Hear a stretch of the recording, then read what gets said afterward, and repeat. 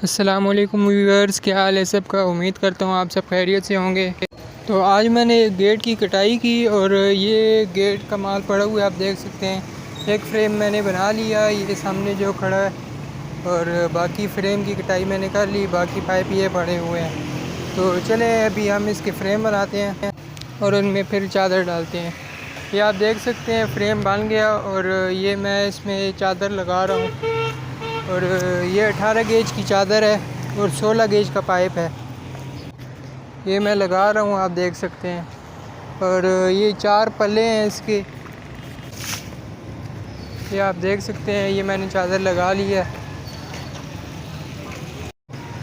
और इसका एक पल्ला, ये सबसे छोटा जो पल्ला था 1.5 फुट चौड़ा था, वो ये पड़ा हुआ है। और इसके ऊपर और नीचे CNC लगनी है, ये आप देख सकते हैं। नीचे भी गैप दिया हुआ है और ऊपर भी।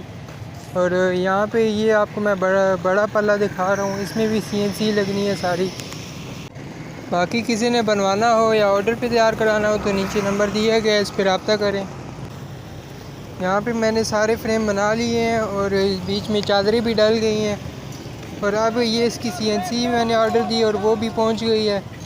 ये भी इसकी हम CNC लगाएंगे, फिर आपको हम दिखाते हैं।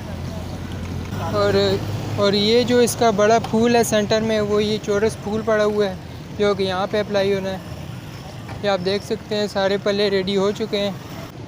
चलें इसमें आप CNC लगाते हैं। यहाँ पे आप देख सकते हैं CNC लग चुकी है और ये हमारे भाई ग्राइंडर मार रहे हैं, इसको सफाई कर रहे हैं। और ये एक पल्ला है जिसमें अभी CNC नहीं लगी, ये भी मैं लगा रहा हूँ। तो ये भी भाई हमारे ग्राइंडर मार रहे हैं, आप देख सकते हैं।